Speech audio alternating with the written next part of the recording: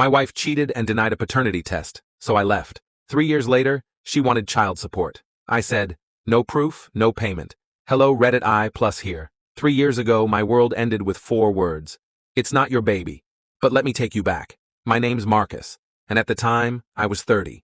Married to Danielle for 5 years. We'd met in college. She was fiery, opinionated, brilliant. She challenged me, made me feel alive. We were that couple everyone thought had it all. The inside jokes, the shared playlists, the plans for our future kids. So when she said she was pregnant, I thought it was the next chapter in our perfect story. We had been trying, on and off. I was thrilled. She was reserved, said she was nervous. I thought nothing of it. I chalked it up to hormones. Then things started to change. She got cagey with her phone. Passwords changed.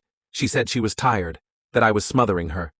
The intimacy we once had, the way she'd brush her hand against mine during a movie or curl into me at night, vanished. She started working late more often. I blamed myself. Maybe I wasn't doing enough. I even asked if she was okay. She snapped, said I was being paranoid. The doubt started creeping in after a friend of mine, Matt, mentioned seeing her at a bar late one night with a guy who wasn't me. She'd told me she was at her sister's. When I confronted her, she flipped it on me. You're accusing me of cheating while I'm carrying our child? She cried, screamed, slammed the door. I felt like a monster. I apologized, profusely, and for a while things were calm, until the baby was born. She gave birth to a beautiful baby girl, but she didn't want me in the delivery room. Said she needed space, that she felt suffocated. I was hurt, but didn't argue. I just wanted to be there for her. For the baby, I waited outside for 6 hours, pacing, clutching flowers like some idiot in a romantic comedy. When I saw the baby for the first time, something didn't sit right. It wasn't about skin color or features. Babies can look like anyone, but it was in my gut. Something unshakable. My instincts screamed at me, so I asked for a paternity test. She exploded, said I was insulting her, violating her trust, called me controlling, manipulative, abusive even. That I had no right to question her or the baby. I said, if you have nothing to hide, what's the harm? She refused, flat out refused. I left, not immediately. I spent 2 weeks trying to reason with her. I begged, I cried, I told her I'd raise the child no matter what. I just needed the truth. But she dug in deeper, blocked my number, told her family I was unstable. I got served with a restraining order. Just like that, the life I built disintegrated. 3 years passed. I moved away, found a job in another city. I didn't date, couldn't. I didn't trust anyone. But I worked hard, built some peace in the quiet. I stopped checking her socials, stopped hoping she'd come clean. Then one day, a letter showed up in my mailbox. Family court. Danielle was suing for child support. I laughed, not out of joy, out of disbelief. 3 years.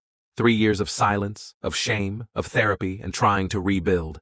And now, she wanted money. I called her. First time I'd heard her voice in years. I want what's owed, she said coldly. I took a breath and said what I had rehearsed for years. No proof, no payment. She scoffed. You're unbelievable. No, I just want what any man would want, the truth. The court date came fast. She showed up with a lawyer and a smug look, like she'd already won, claimed I'd abandoned her and our child, painted a picture of a deadbeat dad running away from responsibility. Her voice cracked with emotion when she said my daughter asked why her daddy didn't love her. I felt sick, manipulated, but I stayed quiet. Then my lawyer asked for a paternity test. She objected, said I had no right, but the judge saw through her act. He ordered the test. 2 weeks later, the results came in 0.00% probability of paternity. She didn't even show up to court that day. Just her lawyer, red-faced, offering to settle. I declined. I wanted it on record. I was not the father. I never had been. I should have felt vindicated, but I didn't. I felt hollow. That night, I got a message on Facebook from a guy named Alex. He said, I think we need to talk. Turns out, he had been in a relationship with Danielle around the same time. He never knew about the baby either, until recently. She'd contacted him after the court ruling, hoping he'd step up. He was just as stunned as I'd been. We talked for hours, compared notes. It all lined up. She had been playing both of us. He said she had told him she was divorcing me at the time, said I was abusive, a liar, all to keep up the charade. I was just the more stable paycheck, the safe bet. The betrayal hit me all over again, not just for what she did, but for how long and how thoroughly she'd manipulated everything and everyone around her. A month later, I mailed Alex copies of the paternity paperwork. I don't know what he decided to do. It wasn't my fight anymore. I still think about the little girl sometimes. She didn't ask for any of this, but I've made peace with one thing. I didn't abandon anyone.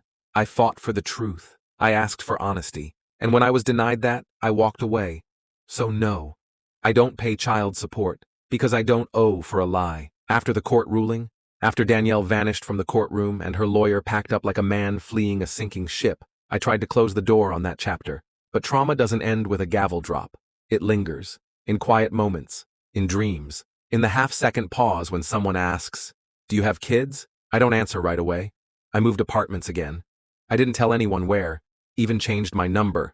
I wasn't scared, just exhausted. I didn't want to risk another ambush letter or demand. I'd been a pawn in Danielle's twisted little game for long enough. I needed distance. I needed to breathe. But healing is strange. It doesn't come in a single moment.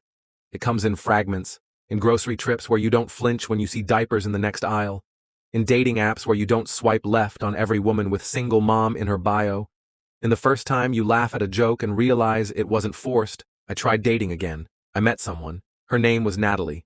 She was a nurse, funny in a dry, dark way, and didn't flinch when I told her about Danielle.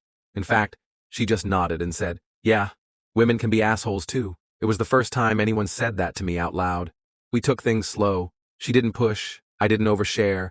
It felt safe. One night, about 6 months into seeing each other, we went to a coffee shop near her place. We were laughing. God, I missed that. A little girl, about 3 or 4, dropped a juice box near our table. I bent down to pick it up, handed it to her with a smile. She said, "Thank you, mister," and skipped off. Natalie smiled. "You'd make a great dad, you know." The words hit me harder than I expected. I looked at her, then looked away. My hands clenched under the table. She noticed. "Hey," she said gently. "I didn't mean to." "No, it's okay," I interrupted. It's complicated." I told her the rest. Not just the legal stuff, but the emotional wreckage. The guilt of walking away from a child I thought was mine. The constant second-guessing. Wondering if I could have done more, stayed longer, fought harder. She held my hand across the table and said, "You didn't walk away from a child. You walked away from a lie." I wanted to believe that, but part of me still carried the weight, even if it wasn't mine to carry. A year later, things were good. For once, stable. I had a dog now. Natalie had moved in. I got a promotion at work. Life was inching forward again, like thawed ground after a brutal winter. Then came the knock. A Saturday morning. Unassuming. I expected it to be a neighbor, maybe a package delivery. It was a woman, late 60s, neatly dressed, graying hair, pulled back in a bun, a small gold cross around her neck. "Marcus Jennings?" she asked. "Yes, I'm Lydia. I'm Danielle's mother." My stomach turned. I hadn't seen her since before the baby. She used to love me, called me the son she never had. But when I asked for the paternity test, she cut contact. Never even replied to the letter I sent explaining everything. I opened the door slightly. "What do you want?" Her eyes welled up. "Can I come in? Please. I just need a moment." I hesitated, then stepped aside. She sat at the kitchen table, hands trembling around a cup of untouched tea. "She's dead," she said finally. I blinked. "What?" "Danielle. 2 weeks ago. Car accident. She'd been drinking. Hit a guardrail. They said it was instant." I didn't know how to feel. Relief? Anger? Pity? "I'm sorry," I said, because it was the only thing I could think to say. She nodded. "I wasn't sure if I should come, but I thought you should know. About her. And about—" She hesitated. "Lila." I felt the name hit me like a slap. I hadn't heard it spoken aloud in years. "She's 5 now," Lydia said softly. "I'm raising her. Danielle named me her legal guardian." I said nothing. Just stared. She thought, if anything happened to her, I'd know what to do. But the truth is I don't. I'm too old for this. She's a sweet girl. So smart. But she's starting to ask questions. About her father. I leaned back. "I'm not her father," she nodded, wiping a tear. I know that now." There was a long silence. "She left something," Lydia continued. "A letter. It was addressed to you." She pulled a worn envelope from her purse. My name in Danielle's handwriting. My chest tightened. I took it, stared at it for a long time before opening it. "The letter, Marcus. If you're reading this, I'm gone. And I'm sorry. I lied to you. Over and over. I don't know how to explain why I did it. Fear, selfishness, shame. Pick your poison. But the truth is, when I got pregnant, I didn't know who the father was. I convinced myself it was you because you were the only man who loved me without condition. And I thought if I could hold on to that, maybe I could fix everything else. I hated you for asking for the test. Because it meant facing the truth I already knew. I wanted to hurt you, and I did. More than you deserved. More than I'll ever forgive myself for. Lila isn't yours, but I gave her your last name. I told her once that her daddy was brave and kind and strong. I just didn't say he wasn't in her life because of me. Please don't forgive me. But maybe, if you ever meet her, don't let her think you didn't care. You always cared, even when I didn't deserve it. Danielle. I sat for a long time after reading that. Natalie came home later and found me still sitting at the table, the letter in one hand, the untouched tea in the other. What happened? She asked gently. I handed her the letter. She read it, then looked at me. What are you going to do? I didn't know. Not yet. But 2 weeks later, I found myself standing at a small playground on the east side of town. Lydia sat on a bench, and beside her was a little girl with big, curious eyes. She looked up at me, then at her grandmother. Is this the man from the letter? She asked. Lydia nodded. The girl looked at me again. Hi, she said shyly. I'm Lila. I smiled. It wasn't forced. Hi, Lila, I said. I'm Marcus. She grinned. That's a nice name. And just like that, I sat down beside her. I didn't owe child support. I didn't owe Danielle anything. But maybe, just maybe, I could offer something to the little girl caught in the crossfire of all our mistakes. Not as a father, but as the man who once thought he was, and still chose to show up.